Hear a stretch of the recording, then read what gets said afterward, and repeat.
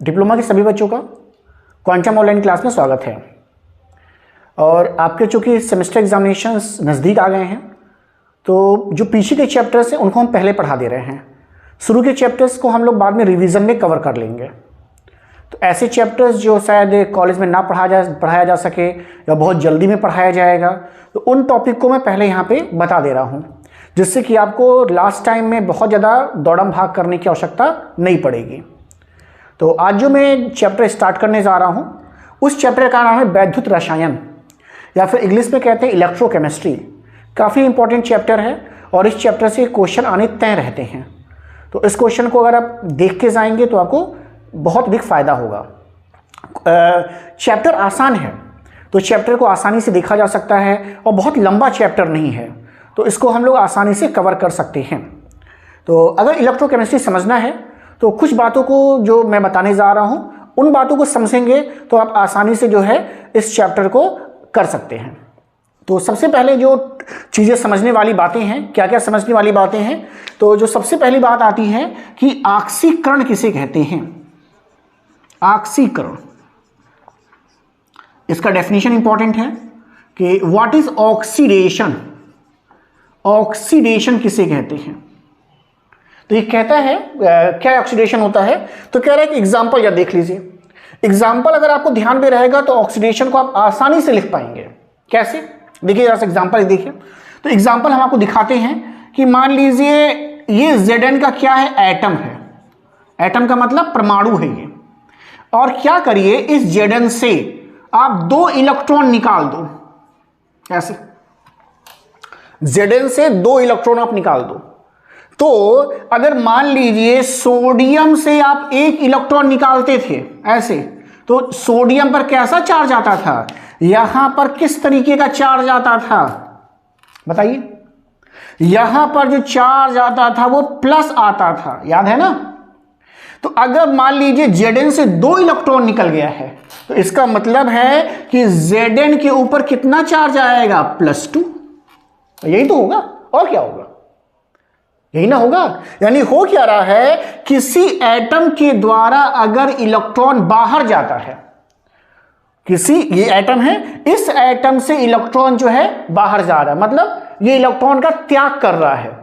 तो ये जो त्याग करने की प्रोसेस है, ये जो इलेक्ट्रॉन निकलने की प्रोसेस है, इसे हम कहते हैं ऑक्सीकरण। बहुत आसान सी बात है ऑक्सीकरण। ऑक्सीकरण का मतलब होगा चाहे कोई एटम है, चाहे कोई मॉलिक्यूल है, या चाहे कोई आपका आयन है।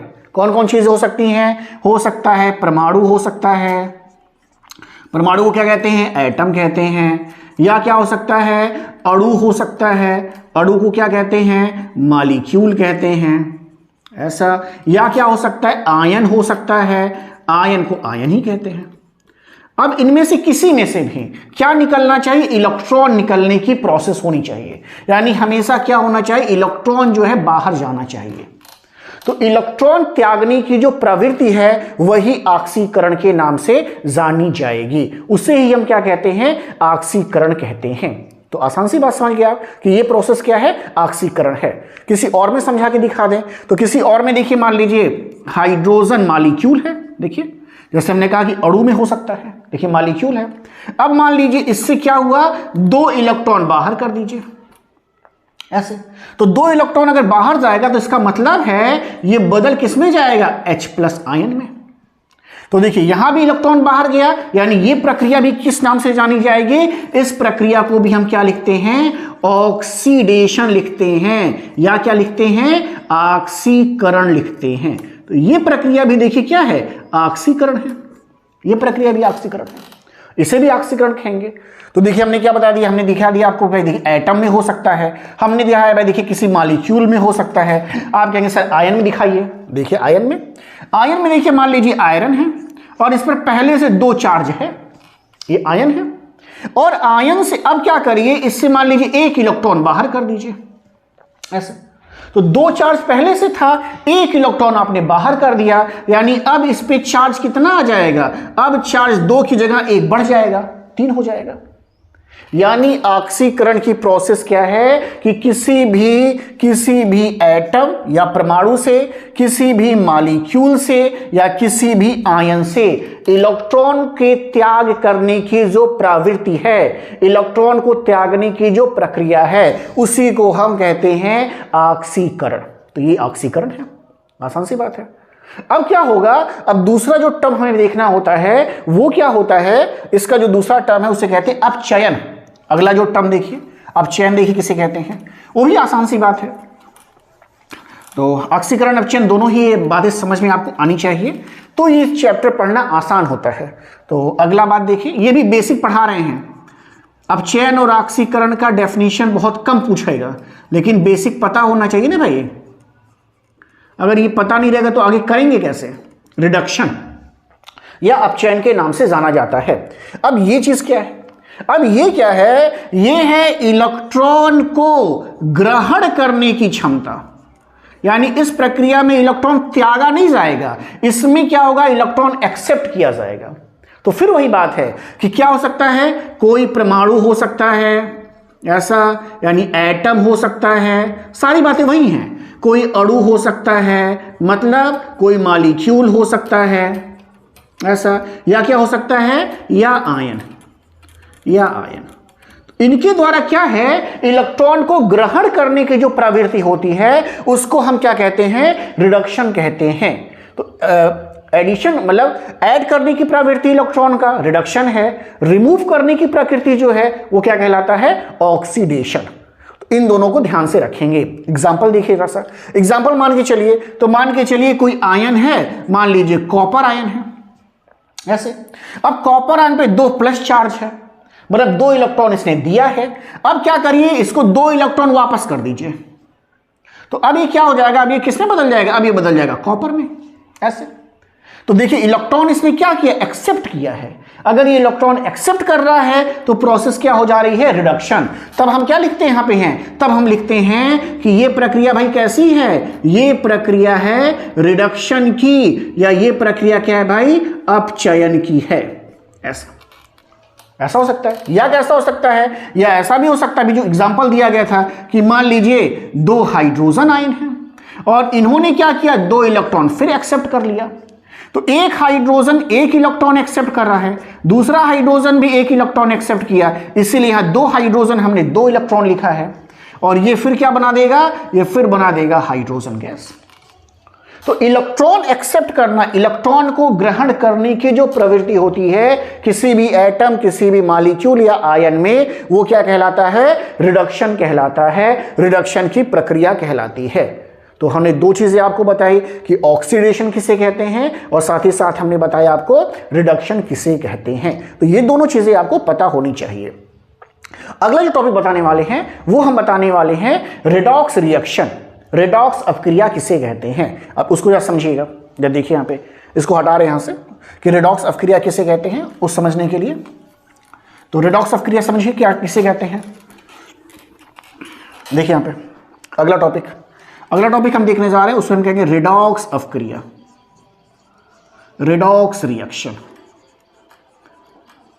ऐसा हिंदी में लिखते भी है, रेडॉक्स ही लिखते हैं, ऐसे लिखते हैं, रेडॉक्स अभिक्रिया, रेडॉक्स अभिक्रिया ऐसा। रेडॉक्स अभिक्रिया को याद और नहीं करता है भाई, इसका डेफिनेशन हो सकता है। तो रेडॉक्स अभिक्रिया के लिए बस एग्जांपल देखिएगा, मैं जो एग्जांपल बताऊंगा वही इसका डेफिनेशन होता है। अब देखिए एग्जांपल मैं बताने वाला हूं, एग्जांपल मैं आपको लेने वाला हूं किसका, तो एग्जांपल में बताने वाला हूं, मेरे पास जो एग्जांपल है वो है आपका 2FeCl3। देखिए example 2FeCl3 plus SnCl2 plus SnCl2 convert हो रहा है, ये कन्वर्ट हो रहा है FeCl2 plus SnCl4 plus SnCl4। यही एग्जाम्पल ध्यान रखना है। अगर आप इस एग्जाम्पल को ध्यान में रखते हैं तो डेफिनेशन याद नहीं करना है, यही बस एग्जाम्पल ध्यान रखिए। अब इस एग्जाम्पल में आप ध्यान दीजिए क्या हो रहा है। देखिए इस एग्जाम्पल में सभी को इनके आयनों में लिख लो, तब आपको समझ में आ जाएगा। जरा आयन में लिख के देखो जरा सभी को। तो देखो इसको लिखते हैं, आयरन को लिखिए। तो देखिए आयरन क्या है, तो आयरन के ऊपर देखिए +3 का चार्ज है, ये 3 देखो यहां लिखा गया है। और Cl के ऊपर -1 है, ठीक है। Sn को जरा देखो तो Sn के ऊपर +2 का चार्ज है, तो ये 2 यहां लिखा गया है, और Cl पे -1 का चार्ज है, देखो यहां कुछ नहीं लिखा गया है, तो मतलब 1 है। इसको देखिए, देखो आयरन पर देखो +2 का चार्ज है, और Cl को जरा देखो तो कोई चार्ज नहीं, मतलब -1 का है।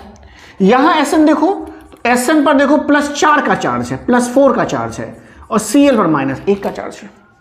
हम चार्ज कैसे देख रहे हैं, तो चार्ज हम ऐसे देख रहे हैं, देखो SnCl2 लिखा है, तो इसका जो चार्ज, इसकी जो वैलेंसी है इस Cl के साथ लिखी गई है, और इसकी जो वैलेंसी है इसके साथ लिखी गई है। मतलब Sn पर +2 चार्ज था और Cl पर -1 था, तो -1 जो है Sn के साथ गया है, और ये +2 जो है इस Cl के साथ लिखा गया है। तो 1 को लिखते नहीं है, तो Sn लिख दो, 1 लिखा नहीं जाता है, और Cl2 देखो 2 इसका लिखा जाएगा, ऐसे लिखते हैं। तो उसी तरह से हम यहां वैलेंसी लिखे हैं। तो अब देखो किसके किसके वैलेंसी में अंतर आया है, तो अब उससे समझ जाएंगे। जैसे देखिए, देखो ये +3 है आयरन यहां पे, तो यहां देखो +2 हो गया है। तो देखते हैं भाई, शुरू करते हैं भाई, समझना शुरू करते हैं। देखिए, देखो भाई, देखो ये जो आयरन था ये +3 से और किस में बदल गया है, +2 में। देखो +3 से +2 में बदला है, नहीं बदला है, दिखाई दे रहा है। और क्या देख रहे हैं, ये Sn जो है +2 से, देखिए +2 है, यहां पे मैं गोला कर दे रहा हूं, देखिए +2 है, और यहां देखिए +4 है, देखिए ऐसा है। देखिए Cl में कोई चेंज नहीं है, वो -1 ही है।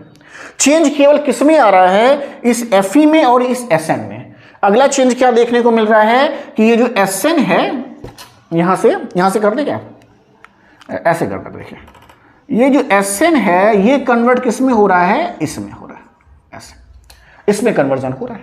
कैसे कन्वर्ट हो रहा है, इसको नीचे लिख लेते हैं। देखिए भाई, देखो Fe+2, Fe+3 था, Fe+3 बदला है Fe+2 में, ऐसा।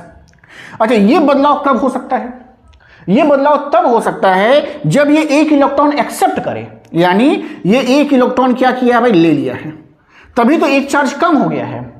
बस समझ आ रही ना। अच्छा भाई, अब देखिए Sn को, या देखिए Sn जो साहब थे ये +2 में थे, और ये बदल किस में गए, ये बदल गए Sn+4 में, यानी 2 चार्ज बढ़ गया है। ये तब बढ़ सकता है जब इसने 2 इलेक्ट्रॉन अपने से निकाल दिया होगा, नहीं, यानी ये प्रक्रिया, इलेक्ट्रॉन एक्सेप्ट करने की प्रक्रिया क्या है, ये प्रक्रिया हम कहते हैं अपचयन को कहते हैं, यानी यहां पर अपचयन हो रहा है, देखिए। और ये प्रक्रिया क्या हुई है, ऑक्सीकरण की हुई है, देखिए देखिए यहां पर ऑक्सीकरण का मतलब इलेक्ट्रॉन को त्याग करना, अपचयन का मतलब इलेक्ट्रॉन को एक्सेप्ट करना, और ये दोनों प्रक्रिया एक साथ हो रही है, एक ही रिएक्शन में हो रही है। अगर दोनों प्रक्रिया, दोनों का मतलब ऑक्सीकरण और अपचयन, दोनों प्रक्रिया एक ही रिएक्शन में एक साथ होती है, तो जो रिएक्शन कहलाता है उसे कहते हैं रेडॉक्स अभिक्रिया। तो रेडॉक्स अभिक्रिया का मतलब है कि ऑक्सीकरण और अपचयन दोनों प्रक्रियाएं एक साथ हों, एक ही रिएक्शन में। अगर ऐसा होता है तो उस रिएक्शन को हम कहते हैं रेडॉक्स अभिक्रिया। इतना लिखें और साथ में क्या करें, एग्जाम्पल लगा दीजिए, उसमें हो गया काम, खत्म हो गया। तो रेडॉक्स अभिक्रिया अगर देखना है तो एग्जाम्पल के साथ याद रखिए, आसानी से हो जाएगा। तो ये आपका रेडॉक्स अभिक्रिया है। 3 चीजें देख लिए, ऑक्सीकरण, अपचयन और रेडॉक्स अभिक्रिया। अगली बात देखने जा रहे हैं, देखिए अगली बात, नेक्स्ट देखने जा रहे हैं चीजें, इसे हटा दे रहे हैं, चैप्टर का नाम तो पता ही चल गया सबको है। ऐसे बच्चे जो नए हैं चैनल को सब्सक्राइब करें और बच्चों से जोड़े, और बच्चों को जोड़ें। मैं साथ ही साथ आपको ये भी भेज रहा हूँ, आपके जो वेरी शॉर्ट क्वेश्चन जो आते हैं तो चैप्टर वाइज में भेज रहा हूँ। अभी मैंने आपका परमाणु संरचना डाला हुआ है, इसके बाद आपको वैलेंसी वाला चैप्टर, मतलब रासायनिक बंध वाला मिल जाएगा। ऐसे करके 6-7 चैप्टर हैं, सबको मैं भेज दूंगा।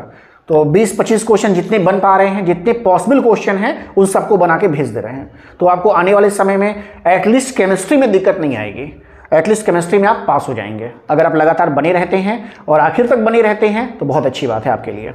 देखते हैं यहाँ पे, और हाँ, कॉपी पेन लेके बैठें और उसको नोट भी करते रहिए, तब आपको बेनिफिट मिलेगा। अदरवाइज सुनेंगे तो फिर भूल जाएंगे। तो चीज़ों को नोट करते रहेंगे तो आपको आसानी रहेगा, तो आपके लिए बहुत बेनिफिशियल रहेगा। चलिए देखते हैं। अगला हमारा जो है उसे हम कहेंगे इलेक्ट्रोड विभव। अगला टॉपिक जो है उसे हम कहते हैं इलेक्ट्रोड विभव, ऐसा। और इसे कहते हैं इलेक्ट्रोड पोटेंशियल, इलेक्ट्रोड पोटेंशियल, इस नाम से जानते हैं। इलेक्ट्रोड पोटेंशियल से पहले इलेक्ट्रोड को समझ लीजिए। जब इलेक्ट्रोड को समझ लेंगे तो इलेक्ट्रोड पोटेंशियल तो अपने आप आ जाएगा। समझिए इलेक्ट्रोड क्या है। देखिए इलेक्ट्रोड कहते किसे हैं, ये बात समझिए। तो इलेक्ट्रोड होगा क्या कि इलेक्ट्रोड होगा एक मेटल, हमेशा, या मेटल के अलावा अगर आप गैस ले रहे हैं तो वो भी चलेगा, लेकिन नॉर्मल कंडीशन में मेटल है। और मेटल को क्या करना होगा, मेटल को देखिए यहां पे, अगर ये आपने मेटल लिया है, मान लिया आपने मेटल लिया कॉपर का, सपोज कर रहे कि कॉपर का रॉड है ये, कॉपर की छड़ है ये, तो क्या करना पड़ेगा, उसको उसी के आयन में डुबाना पड़ेगा। ये खास बात है भाई, तभी ये इलेक्ट्रोड बनेगा, अदरवाइज ये इलेक्ट्रोड नहीं माना जाएगा। क्या करना है कि जो आपने यहां पर मेटल लिया है उसको उसी के आयन में क्या रखना है भाई, डुबाना है या रखना है। उसके उसी की आयन में डुबाना है, डिप करना है या रखना होता है।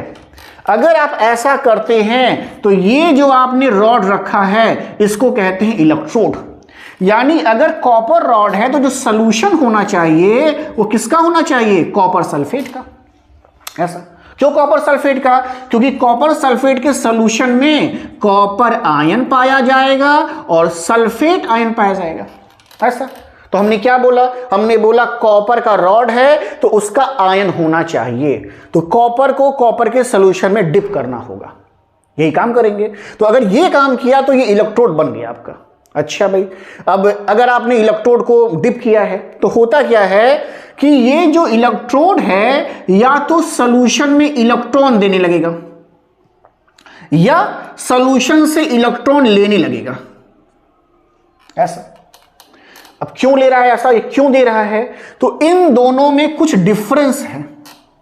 उसी डिफरेंस के कारण क्या हो रहा है, इलेक्ट्रॉन का आदान प्रदान हो रहा है। क्लियर है। अब इस डिफरेंस के नाते इलेक्ट्रॉन या तो सॉल्यूशन में जा रहे हैं या तो इलेक्ट्रोड के द्वारा लिए जा रहे हैं। तो अब क्या हो रहा है कि जिस डिफरेंस के कारण इलेक्ट्रॉन का आदान प्रदान होता है वो इलेक्ट्रोड का पोटेंशियल कहलाता है। इलेक्ट्रोड पोटेंशियल कहलाता है कि भाई इलेक्ट्रोड का पोटेंशियल है कि वो इलेक्ट्रॉन को दे रहा है अथवा इलेक्ट्रॉन को ले रहा है। क्यों हो रहा है, क्योंकि यहां पर क्या है, इलेक्ट्रोड के पोटेंशियल में डिफरेंस है। तो अब डेफिनेशन के फॉर्म में क्या कहेंगे, डेफिनेशन के फॉर्म में कहेंगे कि इलेक्ट्रोड, देखिए इलेक्ट्रोड को अगर इलेक्ट्रोड द्वारा कर देते हैं, इलेक्ट्रोड द्वारा इलेक्ट्रॉन के आदान प्रदान की प्रक्रिया किसके कारण होती है, यह प्रक्रिया होती है किसके कारण, यह प्रक्रिया होती है पोटेंशियल डिफरेंस के कारण, पोटेंशियल डिफरेंस के कारण, डिफरेंस के कारण। ऐसा, और इस पोटेंशियल डिफरेंस को ही हम उसका क्या कहते हैं, इलेक्ट्रोड पोटेंशियल कहेंगे। मतलब जिसके कारण इलेक्ट्रॉन का आदान प्रदान हो रहा है। तो इलेक्ट्रॉन के आदान प्रदान के कारण, इलेक्ट्रॉन का आदान प्रदान जिस फोर्स के कारण हो रहा है, इलेक्ट्रोड पोटेंशियल उस इलेक्ट्रोड का कहलाएगा। तो इलेक्ट्रोड पोटेंशियल भी आसान सी बात है कि इलेक्ट्रोड पोटेंशियल किसे कहते हैं, तो इलेक्ट्रॉनों के आदान प्रदान जिस पोटेंशियल के कारण होता है। तो ये सब बातें हम इसमें लिख सकते हैं कि इलेक्ट्रोड पोटेंशियल क्या होता है। तो हमने देखा यहाँ पे क्या क्या चीजें, हमने यहाँ पे देख लिया, इलेक्ट्रोड पोटेंशियल को भी समझ लिया है कि इलेक्ट्रोड पोटेंशियल क्या चीज होता है। अब इसके आगे एक दो चीजें और टॉपिक्स हैं, आप चाहें तो इसका स्क्रीनशॉट ले सकते हैं।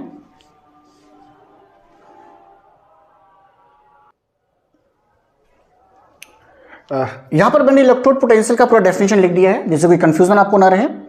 डेफिनेशन के फॉर्म में अगर हम देखें तो डेफिनेशन के फॉर्म में है कि जब इलेक्ट्रोड को उसके ही लवण के इकाई सांद्रता वाले विलयन में डुबाते हैं, तो जब इलेक्ट्रोड को उसी के इकाई सांद्रता वाले विलयन में डुबाएंगे, मतलब कि जो कॉपर सल्फेट लिया जाए वो 1 नॉर्मल का लिया जाए, इकाई सांद्रता ली जाए उसके, तो इलेक्ट्रोड द्वारा इलेक्ट्रॉन ग्रहण करने या त्यागने की प्रवृत्ति से उत्पन्न विभवांतर को इलेक्ट्रोड विभव कहते हैं। जैसा मैं आपको बता रहा था कि इलेक्ट्रॉन को त्यागने की प्रवृत्ति या इलेक्ट्रॉन को एक्सेप्ट करने की प्रवृत्ति से जो विभवांतर उत्पन्न होता है उसे ही इलेक्ट्रोड विभव के नाम से जाना जाता है।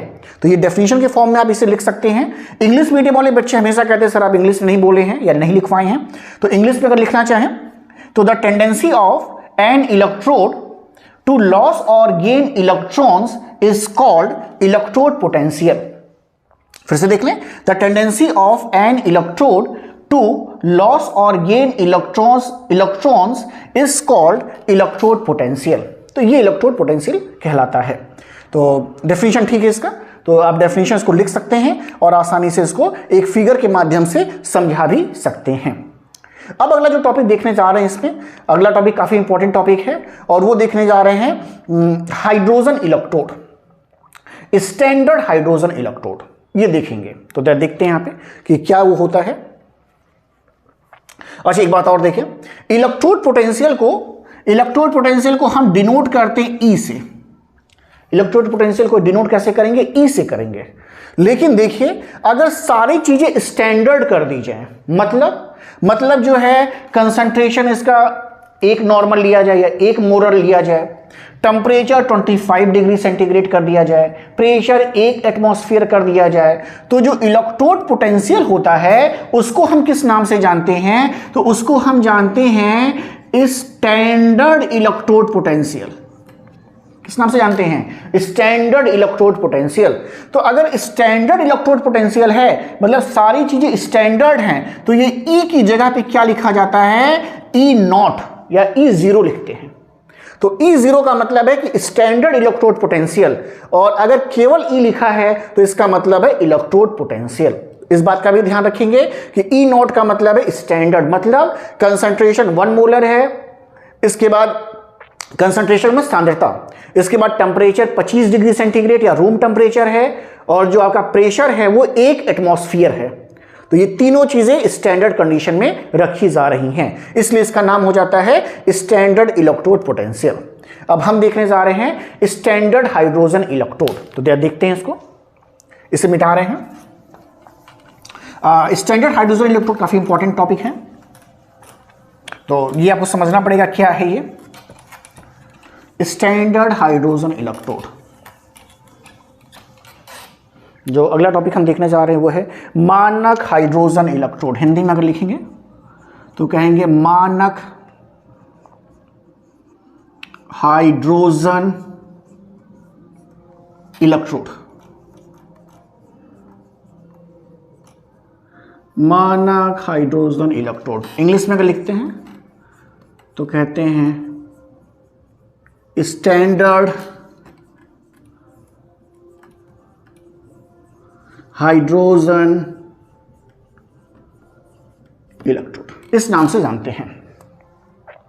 अब मानक हाइड्रोजन इलेक्ट्रोड क्यों कहते हैं, तो क्या इसका काम है ये जा समझते हैं। तो मानक हाइड्रोजन इलेक्ट्रोड जो है इसका इस्तेमाल हम और किसी दूसरे का इलेक्ट्रोड पोटेंशियल ज्ञात करने के लिए करते हैं, इसलिए मानक है। जैसे मान लीजिए हम कहते हैं कि भाई मेरा पेन की लंबाई 2 मीटर है, तो आप कहेंगे सर 2 मीटर कहाँ है भाई, ये तो बहुत छोटा है। हम कहेंगे नहीं भाई इसकी वेट जो है 10 किलोग्राम है, फिर आप कहेंगे नहीं सर 10 किलोग्राम भी नहीं है। क्यों नहीं आप मानते हैं? क्योंकि आपको पता है कि 1 मीटर की लंबाई कितनी है, तो पहले से आपने 1 मीटर बना के रखा है, एक मानक बना के रखा है। इसी तरह जब हमें इलेक्ट्रोड पोटेंशियल किसी का निकालना होगा तो हम पहले से मान के रखें कि हाइड्रोजन इलेक्ट्रोड हमारे पास है।